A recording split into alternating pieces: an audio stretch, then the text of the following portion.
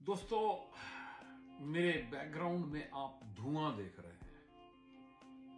आप देख रहे होंगे बैकग्राउंड में स्मोक, धुआं। धुआं इसलिए कि आगे आने वाले कुछ वीडियोस में मैंने सोचा कि एस्ट्रोलॉजी भी काफी हो गई, स्टोरीज भी हो गई, थोड़ी सी जिंदगी में वापस आया जाए।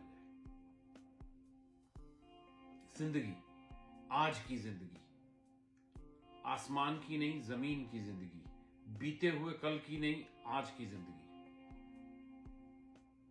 स्मोकिंग, पीछे देख रहे हैं आप, स्मोक से याद आता है या समझ में आता स्मोकिंग। बहुत सारे लोग आपके आसपास इस व्यसन में या इस आदत में या इस बीमारी में या इसको जो भी आप कह रहे हैं, कर्स में फंसे हुए हैं। मैं एक सर्टिफाइड हिप्नोटिस्ट हूं और हिप्नोसिस के थ्रू मैंने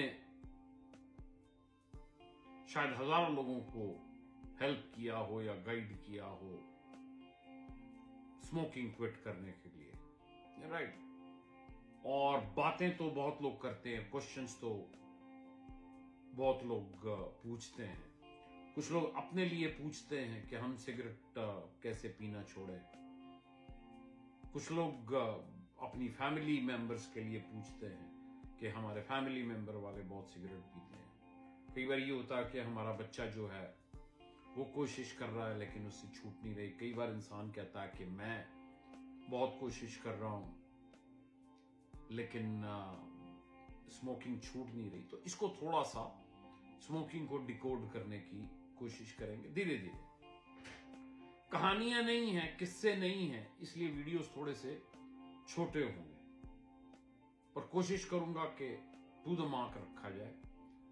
और कोशिश करूंगा कि अगर उसमें से कोई सवाल उठते हैं या आप लोगों की तरफ से कोई सवाल आता है तो उसको अटेंड किया जाए। आप लोग भेज सकते हैं मुझे कोई भी क्वेश्चन। इतना सा याद दिला दूं, जीटीए कनाडा में हूं ऑलमोस्ट 20 साल से।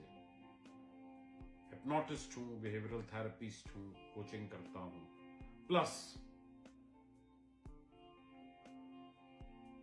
एस्ट्रोलॉजर भी हूं।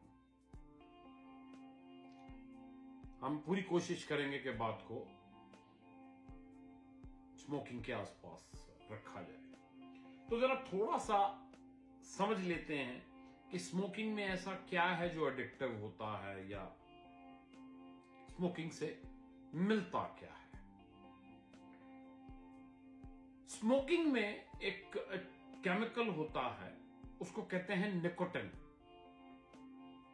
निकोटिन, तो निकोटिन क्या करता है कि इमीडिएट सेंस, इमीडिएट का मतलब बिल्कुल immediate, right, immediate sense of relaxation देता है। एकदम इधर से आपने स्मोक किया और उधर से आपको रिलैक्सेशन फील हुई। तो ये जो इमीडिएट सेंस ऑफ रिलैक्सेशन है, ये कहीं ना कहीं से गलत फहमी ले आता है कि हमारी स्ट्रेस और एंजाइटी कम हो गई। मेरे वर्ड में दोबारा से रिपीट कर लेता हूं कि ये गलत फहमी पैदा करता है कि हमारी स्ट्रेस और एंजाइटी कम हो गई। ये बात सही है कि एक सेंस ऑफ रिलैक्सेशन आ जाती है, लेकिन ये बात गलत है कि ये स्ट्रेस और एंजाइटी को कम करता है। अच्छा, ये जो सेंस ऑफ रिलैक्सेशन है ये भी बड़ी टेम्परेरी होती है, मतलब कुछ मोमेंट्स की होती है और इमीडिएटली उसके बाद जो है वो विड्रॉल सिम्टम्स आने शुरू हो जाते हैं। मतलब इमीडिएटली इसके बाद ये लगता है कि और पी जाए, और चाहत बढ़ जाती है, ये दिल मांगे मोर वाली सिचुएशन आ जाती है। तो पफ पे पफ पे पफ पे पफ आपने देखा होगा कि लोग लगाते हैं, एक सिगरेट पीने के बाद दूसरी, दूसरी के बाद तीसरी। तो जब आप दोबारा और पीते हैं तो विड्रॉल सिम्टम्स थोड़े से कम हो जाते हैं। या एक सिगरेट के बाद आपने कुछ देर के बाद दूसरी सिगरेट पी, तो आपके विड्रॉल सिम्टम्स जो है वो कम हो गए। लेकिन वो विड्रॉल सिम्टम्स भी तो निकोटिन की वजह से ही पैदा हुए ना, वो आपकी स्ट्रेस या एंजाइटी ने थोड़ी पैदा किए थे।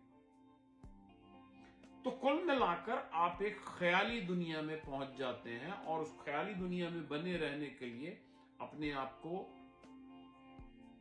आप बार बार निकोटिन की डोज देते हैं थ्रू स्मोकिंग।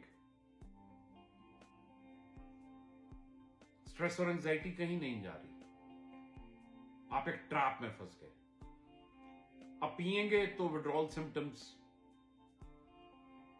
कम होंगे, नहीं पिएंगे तो बढ़ते चले जाएंगे। तो इस वीडियो को हम यही खत्म करते हैं, जाइएगा मत। अगले वीडियो में इसके बारे में हम और बात करेंगे, थोड़ा सा लंबा चलेगा, अभी सुनिएगा जरा इसको।